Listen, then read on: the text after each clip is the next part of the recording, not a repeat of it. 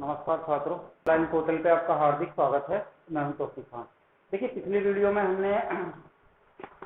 में हमने पढ़ा था कि जो संयंत्र थे हमारे पास, चाहे कोयला संयंत्र हो, नाभिकीय ऊर्जा संयंत्र हो, सौर प्रकाश वोल्टीय, सौर ऊर्जा, बहुत सारे हमने संयंत्रों को देखा था। और लगभग ये देखा गया था कि जितने भी संयंत्र थे हमारे पास, सारी हमने ऊर्जा, जो चाहे यांत्रिक ऊर्जा हो, चाहे रासायनिक ऊर्जा हो, चाहे नाभिकीय ऊर्जा हो, चाहे सौर ऊर्जा हो, चाहे प्रकाश ऊर्जा हो, हमने सारी ऊर्जाओं को विद्युत ऊर्जा में बदला।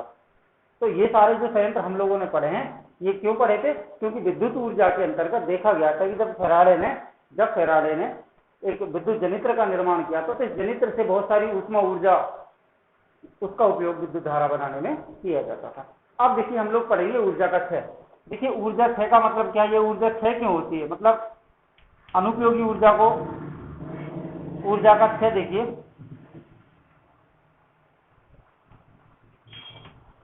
अब अनुपयोगी जो ऊर्जा है, ये क्या होती है? यानी ऊर्जा का क्षय होता क्यों? देखिए, ऊर्जा से हमारा कोई भी प्रक्रम हो, कोई भी प्रक्रम के अंतर्गत जो हम ऊर्जा का जब हम रूपांतरण करते हैं, ऊर्जा का हम संचरण या रूपांतरण करते हैं, तो ऊष्मा का कुछ ना कुछ भाग व्यर्थ में चला जाता है। वो कैसे? देखिए, देखा गया था कि जब ऊर्जा एक रूप से दूसरे रूप में रूपांतरित की जाती है तो ऊर्जा का जो कुछ भाग है, ऊष्मा, विद्युत और प्रकाश, इन तीनों के रूप में क्षयित हो जाता है, अनुपयोगी हो जाता है। इस प्रकार का ऊर्जा का निकलना, व्यर्थ होना, ऊर्जा क्षय कहलाता है। और देखिए, ये बात आप समझते हो कि ऊर्जा के क्षय से तात्पर्य किस प्रकार? ऊर्जा के क्षय से तात्पर्य ऐसी ऊर्जा से जिस ऊर्जा का, जब ऊर्जा का रूपांतरण किया जाता है तो इस रूपांतरण में कुछ ना कुछ ऊर्जा, ऊष्मा, विद्युत और प्रकाश के रूप में अनुपयोगी हो जाती है। अनुपयोगी मतलब जिसका हम उपयोग नहीं कर सकते, ऐसी ऊर्जा या इस प्रकार व्यर्थ ऊर्जा को ऊर्जा का क्षय कहा जाता है। उदाहरण देखिए, हमारे पास बहुत सारे ऐसे उदाहरण हैं जिन उदाहरणों से हम स्पष्ट हो जाएंगे कि ऊर्जा का क्षय किस प्रकार होता है। जैसे बात करते हैं बल्ब की। अब देखिए, बल्ब से हमें क्या चाहिए? प्रकाश चाहिए। ठीक है, वो प्रकाश दे रहा है, परंतु ये बल्ब गर्म हो रहा है ना, जो गर्म हो रहा है, गर्म का मतलब, ये गर्म होना का मतलब ऊष्मा दे रहा है। तो ये ऊष्मा दे रहा है, ये गर्म होना, बल्ब का गर्म होना हमारा क्या काम का है? ऐसे तो नहीं इस पर हम कोई किसी पदार्थ को हम गर्म कर रहे हैं या कोई चाय बना रहे हैं। तो बल्ब का गर्म होना ये गलत है। हमें बल्ब से केवल उसका प्रकाश चाहिए था, उसकी प्रकाश के रूप में जो हमें ऊर्जा प्राप्त हो रही है वो तो ठीक है, लेकिन जो बल्ब का गर्म होना है, यानी बल्ब का जो ऊष्मा देना है, तप्त होना है, गर्म होना है, ये गलत है, ये अनुपयोगी है। तो इस प्रकार की ऊर्जा जिसका हम लोग उपयोग नहीं कर सकते, ऐसी ऊर्जा को ऊर्जा का क्षय कहा जाता है।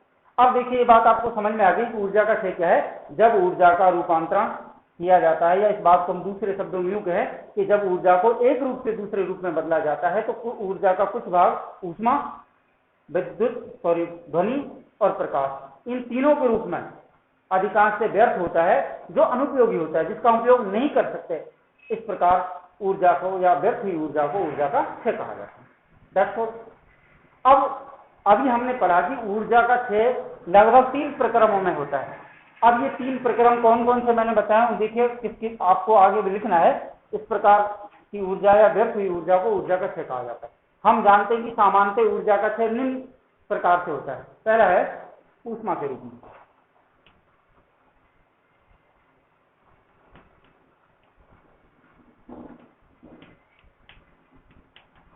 ऊष्मा के रूप में कैसे क्षय होता है? अब देखिए, ये बात आपको समझनी है कि ऊष्मा के रूप में ऊर्जा का क्षय किस प्रकार होता है। ये बात मैं अभी तुम्हें थोड़ी देर पहले इसमें बता रहा था कि जिस प्रकार हम इस बात को समझ सकते हैं कि मैं ऊष्मा के रूप में क्या काम करूं, वही चीज मैं तुम्हें बता रहा हूं कि मैंने क्या काम किया। बंद कमरे में किसी बल्ब को प्रदीप्त किया, यानी बल्ब को जलाया। ट्यूबलाइट आप कह सकते हो, एलईडी आप कह सकते हो, इनको मैंने क्या किया? जलाया। तो जलाने से क्या होगा कि जो अंधेरा कमरा है उसमें प्रकाश उत्पन्न हो जाएगा। हमने विद्युत ऊर्जा को किसमें बदला है? प्रकाश ऊर्जा में। ठीक है, अब ठीक है, प्रकाश ही हमें चाहिए था, परंतु बल्ब का गर्म होना या एलईडी का तप्त होना या इसी प्रकार ट्यूबलाइट का गर्म होना, ये क्यों हो रहा है? इसकी हमें कोई आवश्यकता है कि ये बताओ भाई। अगर बल्ब गर्म हो रहा है, जैसे 100 वाट का बल्ब मैंने किसी कमरे में लगाया, ठीक है, उससे प्रकाश उत्पन्न हो गया, हमें प्रकाश ही चाहिए था। विद्युत ऊर्जा किसमें बदल रही है? प्रकाश ऊर्जा में, क्योंकि बल्ब में विद्युत ऊर्जा है, वो टंगस्टन धातु फिर उसमें प्रतिदीप्त होने लगती है, अर्थात चमकने लगती है, जिससे प्रकाश उत्पन्न हो गया। अब ये विद्युत ऊष्मा, विद्युत ऊर्जा जो है, विद्युत धारा जो है, किसमें बदल रही है? प्रकाश ऊर्जा में ये तो चीज है, लेकिन तुम देखते हो कि बल्ब को आप जैसे कुछ समय पश्चात जब आप बल्ब को प्रतिदीप्त करते हो, जलाते हो, तो बल्ब के आप हाथ नहीं लगा सकते क्योंकि वो गर्म हो जाता है, गर्म होकर वो ऊष्मा देने लगता है। तो इस प्रकार जो ऊष्मा उत्पन्न हो रही है बल्ब के द्वारा या ट्यूबलाइट के द्वारा या एलईडी के द्वारा, जब ये गर्म हो रही है तो इस ऊर्जा का उपयोग हम कुछ कर रहे हैं क्या? ऐसे तो नहीं कुछ हमने कुछ चाय बना ली या कोई पानी को गर्म कर रहे हैं या किसी चीज से हम टेम्परेचर ले रहे हैं, इन कोई उपयोग नहीं हो रहा, अनुपयोगी है ना। इस प्रकार कक्ष है ऊष्मा कक्ष कला। क्या लिखोगे? ऊष्मा के रूप में आप देखते हो कि जब हम किसी बल्ब को बंद कमरे में प्रतिदीप्त करते हैं, जलाते हैं, तो विद्युत धारा किसमें बदलती है? विद्युत ऊर्जा प्रकाश ऊर्जा में बदलती है। परंतु बल्ब का गर्म होना यानी गर्म होकर ऊष्मा देना, ये इस ऊर्जा का, ऊष्मा का ये भाग अनुपयोगी होता है। और अनुपयोगी भाग ही तो हम ऊर्जा कक्ष कहते हैं। ये अनुपयोगी भाग जो है ये हमारे कोई उपयोग में नहीं होता, अर्थात इसका हम उपयोग नहीं कर सकते। इस प्रकार विद्युत ऊर्जा का प्रकाश ऊर्जा में बदलना और ऊष्मा के रूप में कक्ष होना ऊष्मा कक्ष कहलाता है। समझ रहे हो बात को? दूसरा रूप देखिए, प्रकाश के रूप में।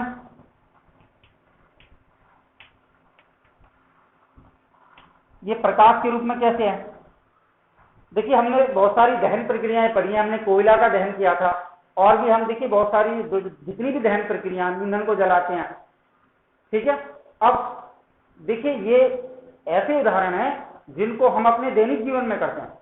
आपने देखा होगा कि जब हम दहन प्रक्रिया के रूप में जब हम प्रकाश उत्पन्न करते हैं, तो प्रकाश उत्पन्न करने से आप देखते हो कि वो ठीक है प्रकाशित हो जाती है, परंतु आप देख सकते हो मैंने क्या काम किया, किसी एक पात्र में, इसके लिए हम एक क्रियाकलाप करते हैं। आपने देखा होगा जब मैं क्या काम करूं, किसी पात्र में मैंने 1 लीटर पानी लिया और उसको मैं गर्म कर रहा हूं किसी ऊष्मा देने वाले पदार्थ, जैसे आप आग कह सकते हो, लकड़ी का ईंधन कह सकते हो, सीएनजी का ताप कह सकते हो। इन तीनों में से जब हम उसको गर्म करते हैं तो गर्म होना है, वो तो उसमें गर्म होना है, तो उसका जो प्रकाश उत्पन्न हो रहा है वो हमें कुछ काम का है क्या? भाई हमें तो पानी गर्म करना है, ठीक है पानी गर्म हो रहा है, उसमें दे रहे हैं उसको, लेकिन जो उससे उजाला हो रहा है, जिससे प्रकाश उत्पन्न हो रहा है, ये किस काम का है हमारा? ऐसे तो नहीं, अंधेरा कमरा है, हमें तो लाइट चाहिए। दिन में जब हम पानी को गर्म करते हैं तो वो प्रकाश हमारे हिसाब से कुछ भी काम का नहीं था, अर्थात अनुपयोगी है। इस प्रकार का है प्रकाश कक्ष कला। तीसरा देखिए ध्वनि के रूप में।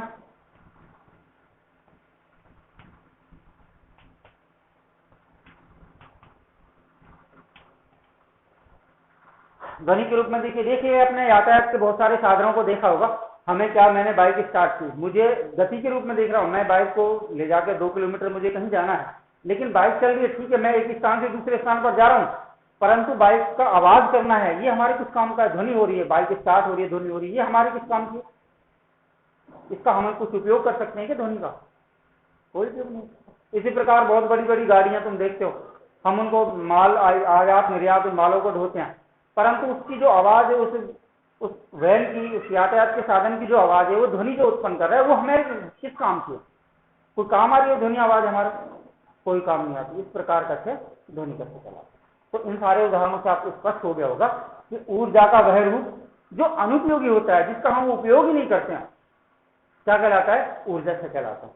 ठीक है, तो अब हमारे देखिए इनसे होता क्या है, ऊर्जा के क्षय से हमें हानियां क्या है, नुकसान। ऊर्जा क्षय जो है ना, ऊर्जा क्षय को हमने अभी देखा था 3 प्रकार से हम इसको कम कर सकते हैं। ऊर्जा क्षय के सारे साधनों के बारे में देखा था, ध्वनि, प्रकाश और ऊष्मा, इन तीनों के रूप में जो क्षयित ऊर्जा है उसको हम किस तरह से कम कर सकते हैं। देखिए इसका सबसे बड़ा कारण क्या है, हमने देखा था कि अगर हम इस तरह से किसी निकाय की ऊर्जा क्षयित होती है, व्यर्थ होती है, अनुपयोगी होती है, तो उससे हम दक्ष निकाय नहीं बना सकते। तो निकाय की दक्षता को जानने के लिए हमें ऊर्जा के क्षय को रोकना अति आवश्यक है। आते हमें उन साधनों पर ध्यान देना पड़ेगा जिससे ऊर्जा के क्षय को कम किया जा सके, रोका जा सके। अब देखिए क्षयित हुई ऊर्जा से हमें नुकसान क्या है, हानियां क्या, मैं तुम्हें बता रहा था कि यही कारण था कि जब किसी दक्ष निकाय में ऊर्जा का रूपांतरण किया जाता है तो उससे क्या होता है, व्यर्थ हुई ऊर्जा का ना तो हम उपयोग कर सकते हैं, ना हमारे लिए उपयोगी है। आते हम किसी प्रकार से इस तरह से दक्ष निकाय उपकरण नहीं बना सकते। 100% दक्ष निकाय बनाने के लिए हमें ऊर्जा का क्षय को रोकना जरूरी है, आवश्यक है। आते हम उन बिंदुओं पर चर्चा करेंगे जिससे ऊर्जा को क्षय को कम किया जा सके। अब ऊर्जा को क्षय कम करने के क्या क्या साधन है उनके बारे में हम लोग डिस्कस करते हैं। देखते हैं ऊर्जा के क्षय को हम किस तरह से कम कर सकते हैं। देखिए इसके बारे में। देखिए ऊर्जा क्षय को कम करने का उपाय क्या है।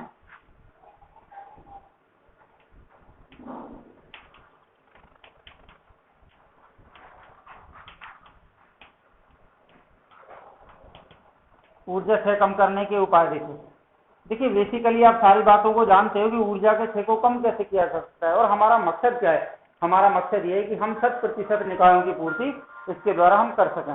समझ रहे हो, अगर हम 100% निकायों की पूर्ति इसके द्वारा कर सकते हैं तो हम दक्ष निकाय बना सकते हैं। अब कैसे कम किया जा सकता है ऊर्जा क्षय को। देखिए आपने देखा होगा कि पानी से नल से टपकता हुआ पानी, उपयोग न होने पर घर का घरेलू पंखा, इसी प्रकार हमारे जो घरेलू उपकरण है जिनमें फ्रिज, रेफ्रिजरेटर, वॉशिंग मशीन और बहुत सारे स्त्री प्रेस, इनमें अगर हमें उपयोग नहीं हो, यानी हमारे उपयोग में नहीं, आवश्यकता में नहीं आ रहे, तो इन निकायों को हमें स्विच से बंद कर देना चाहिए। ये तो इसका सामान्य तरीका है। इस प्रकार हम ऊर्जा के क्षय को कम कर सकते हैं, रोक सकते हैं। और ऐसे कौन कौन से उपाय, देखिए आपने देखा होगा जो हमारे घरों में काम आने वाले उपकरण हैं जिसमें फ्रिज है, वॉशिंग मशीन है, आजकल कंपनियों ने इनमें स्टार रेटिंग लगा रखी है, जैसे 3 स्टार, 5 स्टार। जितना अधिक स्टार रेटिंग होता है उनकी दक्षता उतनी अधिक होती है, यानी वो 100% ऊर्जा का उपयोग करते हैं। अब देखिए तुमने फ्रिज के ऊपर एक इस तरह से पर्चा लिखा होता है, इस तरह का रेट लगे होते हैं और इसको स्टार रेटिंग कहते हैं। अब देखिए एक 3 स्टार रेटिंग फ्रिज से आप 30% ऊर्जा दक्ष को कम कर सकते हो, यानी ऊर्जा क्षय को कम कर सकते हो। इसी प्रकार अगर आप क्या काम करें, स्टार रेटिंग की अगर मैं 5 स्टार रेटिंग की बात करूं तो 5 स्टार रेटिंग से आप 60% ऊष्मा क्षय को रोक सकते हैं।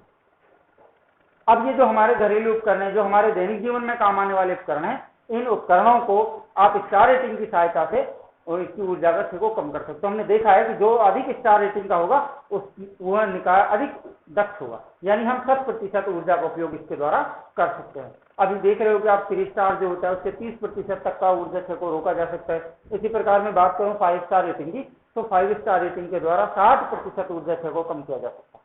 इसके अलावा जो हमारे पास सामान्य घरेलू साधन थे, अगर नल से पानी टपकता है तो उसको हमें 100% रोकना चाहिए। इसी प्रकार हमारे घरेलू पंखा चल रहा है, वो उपयोग में नहीं आ रहा, इसको हमें बंद कर देना चाहिए। इसी प्रकार अगर फ्रिज से पूरा सामान ठंडा हो गया तो उसको हमें पावर बटन से इसको बंद कर देना चाहिए। तो इस तरह से हम इन दक्ष निकायों के द्वारा हम ऊर्जा के क्षय को आसानी से रोक सकते हैं। इसी प्रकार देखिए मैं बात करूं, देखिए एक 100 वाट का बल्ब है, 100 वाट का बल्ब, अब ध्यान से समझना इसको। 100 वाट का बल्ब, 40 वाट की ट्यूबलाइट और 7 वाट की एलईडी। अब देखिए इससे भी इतनी ऊर्जा ली जा सकती है, तीनों से समान प्रकाश ऊर्जा प्राप्त की जा सकती है। अब एक 100 वाट का बल्ब, एक 40 वाट की ट्यूबलाइट और 7 वाट की एलईडी, इन तीनों से समान ऊर्जा प्राप्त की जा सकती है। किसके रूप में? प्रकाश के रूप में, प्रकाश पैदा करने के लिए। लेकिन दक्षता किसकी अधिक होगी? 7 वाट की एलईडी। अतः हमें 100 वाट और 40 वाट की जगह 7 वाट की एलईडी का उपयोग करना चाहिए। ये 100% दक्ष निकाय है, इसके द्वारा अधिक ऊर्जा हम यानी 100% ऊर्जा का उपयोग कर सकते हैं। तो ये बात आपको समझनी है। अच्छे उपकरण, घरेलू उपकरण, अधिक स्टार रेटिंग के उपकरण और अधिक दक्ष निकायों का हमें उपयोग करना है, तब जाकर के हम ऊर्जा क्षय को आसानी से रोक सकते हैं।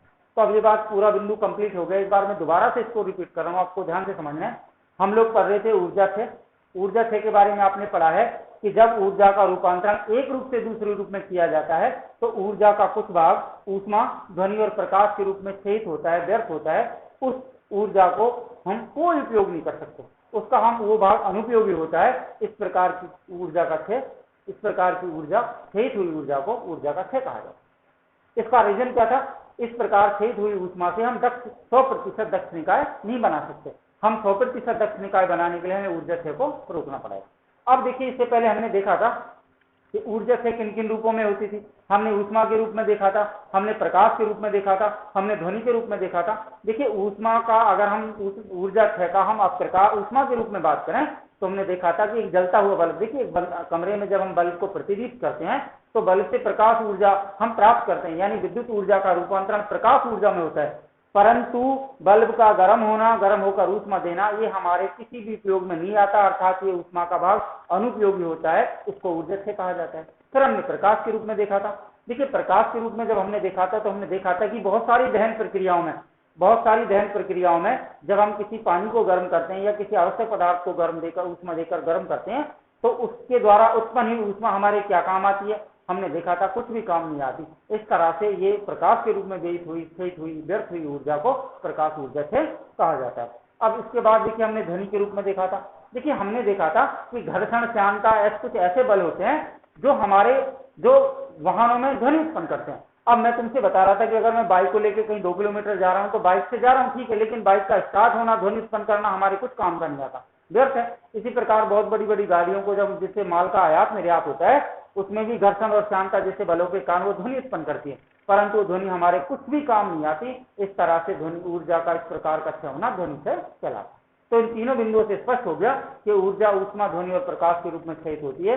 हमें ऊर्जा को क्षय को रोकना अति आवश्यक है, क्योंकि जब तक हम ऊर्जा के क्षय को रोक नहीं पाएंगे तब तक हम 100% दक्ष निकाय नहीं बना सकते।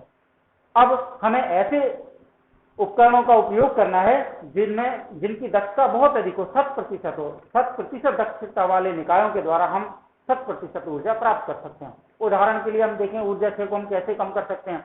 हमने देखा था कि अनुपयोगी चीजें जैसे नल से टपकता हुआ पानी हमारे कुछ भी काम का नहीं आता, ना वो व्यर्थ में जाता है, हमें उसको रोकना चाहिए।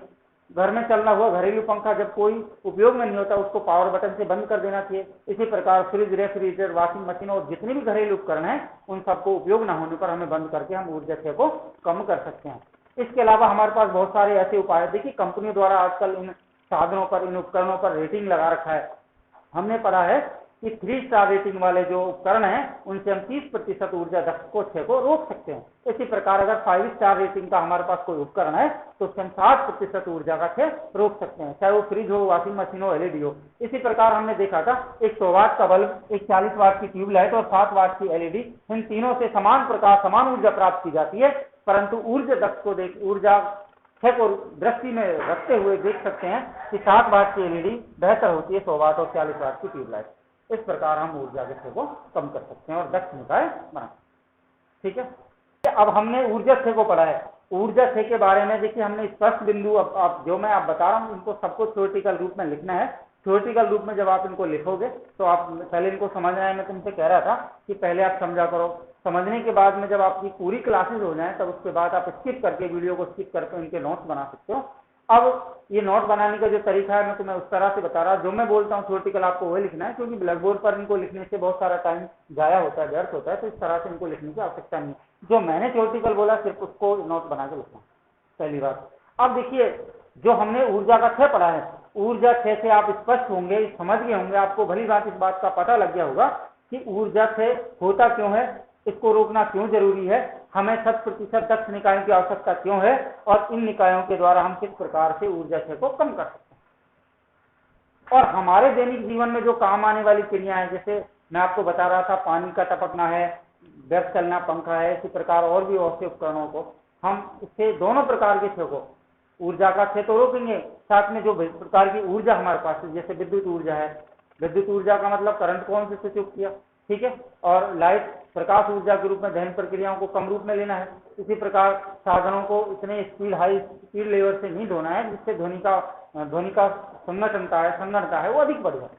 तो इन तीनों क्षयों को, ऊष्मा, ध्वनि और प्रकाश, इन तीनों को रोकने के लिए हमें इस तरह से हमारी ये पूर्ण जिम्मेदारी होती है, our moral duty that the energy compass is stop now.